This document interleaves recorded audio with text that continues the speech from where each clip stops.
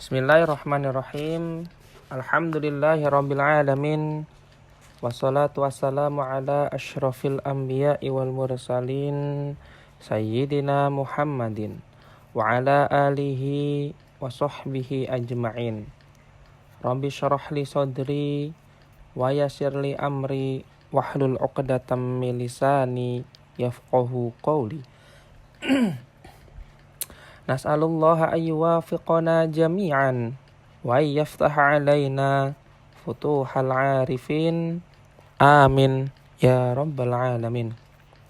Alhamdulillah, pada kesempatan kali ini kita akan melanjutkan pengkajian kitab Jauhar Tauhid karya Al-Imam Burhanuddin Ibrahim bin Ibrahim Al-Laqani Al-Maki.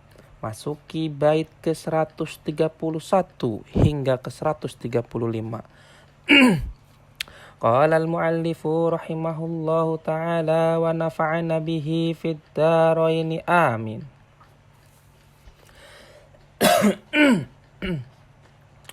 Falaisa ruknan yu'taqad fid dini fala tazig an amrihil mubini. Falaisa ruknan yu'taqad fid dini. Pembahasan ini melanjutkan dari pembahasan sebelumnya tentang imamah. Pada bait syair di ini artinya imamah bukanlah rukun yang menjadi bagian dari keyakinan agama. Maksudnya, meskipun pengangkatan imam itu wajib secara syar'i, bukan berarti ia termasuk rukun iman atau bagian dari akidah pokok. Ini merupakan bantahan terhadap golongan Syiah, terutama Syiah Imamiyah Itsna Asyar, yang meyakini bahwa imamah adalah rukun agama yang paling pokok setelah kenabian.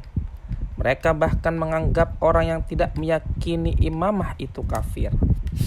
Dalam pandangan ahlu sunnah wal jamaah, imamah adalah masalah furu' atau cabang dalam agama yang terkait pengaturan dunia umat, bukan masalah pokok-pokok akidah.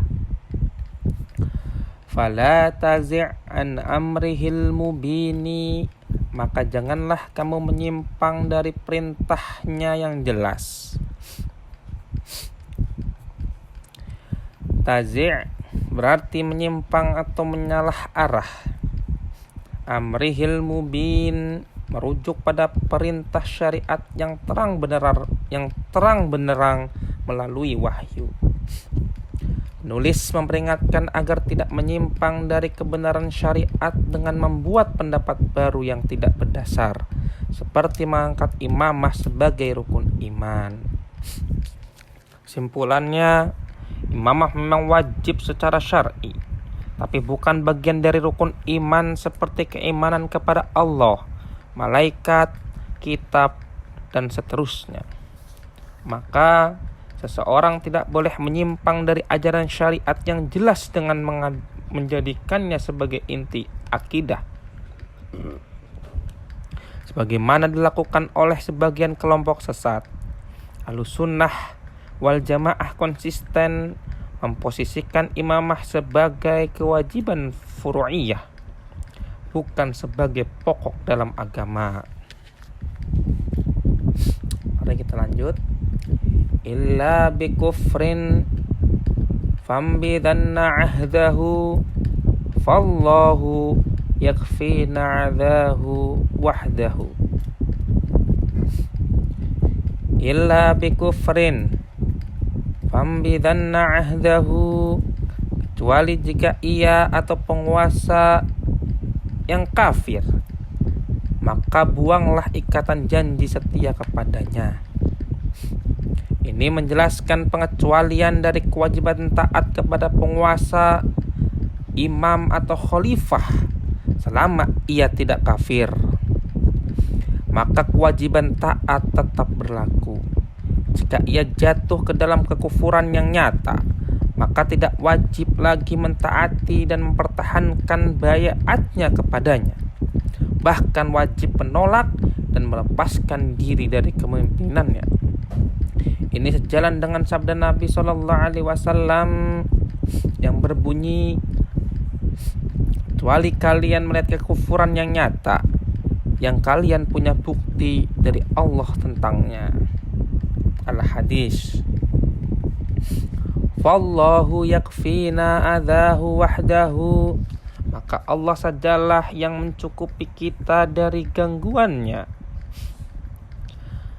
Menunjukkan tawakal sepenuhnya kepada Allah dalam menghadapi kezaliman atau kekufuran penguasa. Ketika sudah tidak ada harapan dan pemerintah benar-benar membahayakan agama dengan kekufurannya, maka berpaling dan berlindung kepada Allah adalah jalan yang benar. Bait ini sekaligus menjadi penegasan bahwa perlawanan terhadap penguasa bukan perkara ringan dan hanya dilakukan jika kekufurannya telah nyata dan membahayakan umat. Kesimpulannya, taat kepada penguasa adalah wajib selama ia masih dalam Islam dan tidak memerintah kepada maksiat. Jika ia kafir, maka tidak ada lagi loyalitas kepadanya, dan kita bersandar hanya kepada pertolongan Allah dalam menghadapi keburukannya. Ini mencerminkan akidah Ahlussunnah wal Jamaah yang moderat, taat kepada penguasa muslim walaupun zalim, tapi tetap memiliki batas jika kekufurannya sudah jelas. Bi ghairi hadza la yubahu sarfuhu wa laysa yu'jal in uzila wasfuhu. Bi ghairi hadza la yubahu sarfuhu. Selain dari kekufuran yang nyata, tidak dibolehkan mencabut ketaatan darinya. Hadza di sini rujuk pada kekufuran yang disebut dalam bait sebelumnya. Maksudnya, selama penguasa tidak kafir secara nyata, maka tidak dibolehkan untuk memberontak dan mencabut baiat kepadanya. Ini adalah prinsip Ahlussunnah wal Jamaah dalam masalah ketaatan kepada penguasa. Taat meskipun ia zalim atau fasik selama tidak membawa umat kepada kekufuran. Walaysa yu'jal in uzila wasfuhu. Dan tidak boleh dilengserkan penguasa itu jika hanya sifatnya yang hilang. Maksud dari bait syair di atas, jika sifat adil atau amanah hilang dari seorang penguasa, misalnya ia jadi zalim, fasik, dan tidak adil, maka tidak secara otomatis ia boleh dilengserkan. Selama ia masih muslim, maka kekuatannya tetap syah dan pemberontakan tidak dibenarkan karena dikhawatirkan akan menimbulkan kerusakan yang lebih besar. Hal ini sesuai dengan kaidah fiqhiyah. Menolak kerusakan lebih diutamakan daripada menarik kemaslahatan. Dar'ul mafasid qaddamu ala jalbil masalih. Kesimpulannya, penguasa yang zalim atau fasik tidak boleh langsung dilengserkan selama ia tidak kafir secara terang-terangan. Ketaatan tetap wajib dijaga demi kemaslahatan dan stabilitas umat, kecuali bila syarat-syarat kekufurannya terpenuhi secara jelas. Ini merupakan sikap wasatiyah atau moderat dalam beragama dan berpolitik, agar tidak terjebak pada ekstremisme atau takfiri atau mengabaikan total terhadap agama dalam kekuasaan. Wa amur bi'urfin wajtanib namimah wa ghanibatan wa khoslatan damimah. Wa amur bi'urfin, perintahkanlah dengan uruf atau kebaikan. Kata uruf berarti kebaikan yang diketahui umum, yaitu segala bentuk amal soleh, adab yang baik, dan akhlak yang mulia. Ini adalah perintah untuk melaksanakan amar ma'ruf, bagian penting dari tugas dakwah dan wujud kepedulian sosial umat Islam.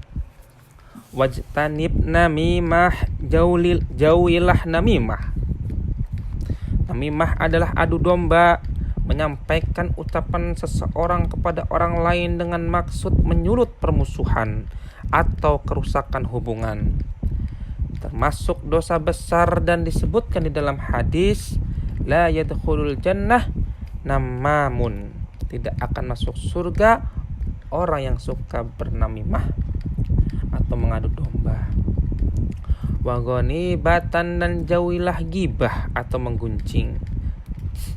Gibah adalah menyebut aib atau kekurangan seseorang tanpa kehadirannya, walau yang disebut itu benar adanya. Al-Quran menyamakannya dengan memakan daging saudaranya sendiri yang sudah mati. Perumpamaan gibah seperti memakan daging saudaranya yang sudah mati. Wa khoslatan damimah, dan jauhilah sifat-sifat yang tercela, termasuk dalam hal ini yaitu dengki, sombong, tafakur, riya, ujub, bakhil, dan lain sebagainya. Semua sifat buruk ini mengotori hati dan menghalangi dari cahaya iman. Kesimpulannya, bait ini mengajarkan akhlak sosial dan pribadi yang sangat penting dalam Islam. Yang pertama yaitu menjadi pribadi yang aktif menyeru kebaikan. Yang kedua, menjaga lisan dari perusak ukhuwah, adu domba, dan ghibah. Yang ketiga yaitu membersihkan hati dan perangai dari sifat-sifat buruk. Hal ini mencerminkan misi Islam sebagai agama yang tidak hanya mengatur hubungan manusia dengan Allah, tapi juga hubungan antar manusia. Mari kita lanjut. Kal ujbi wal qibri wa dha'il hasadi wa kal mira'i wal jadal fa'tamidhi. Kal ujbi, seperti ujub. Ujub adalah merasa bangga terhadap dirinya dan amalnya sehingga meremehkan orang lain. Ini merusak amal sebagaimana api membakar kayu. Wal kibari, dan juga sombong. Al kibari adalah merasa diri lebih tinggi dari orang lain, baik dalam harta, ilmu, keturunan, atau kedudukannya.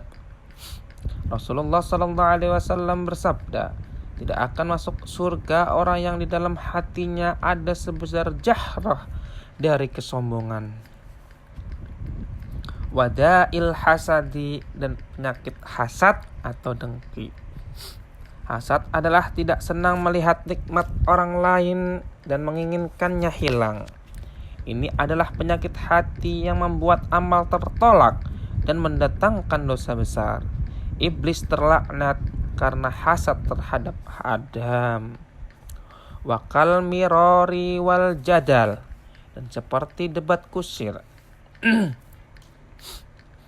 dan perdebatan. Al-miro' adalah perdebatan tanpa niat mencari kebenaran, hanya untuk menang atau mempermalukan lawan.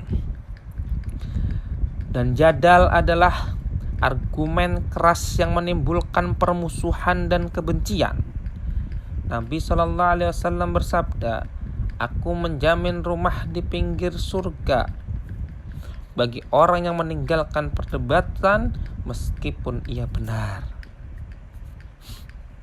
Jadi al-miro' dan jadal itu beda ya. Fa'tamidhi, maka berhati-hatilah atau jauhilah.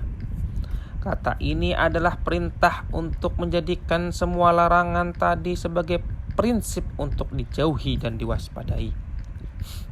Kesimpulannya adalah bait ini menegaskan bahwa 5 penyakit hati dan lisan yang dapat merusak iman dan amal. Yang pertama yaitu ujub, atau berbangga diri.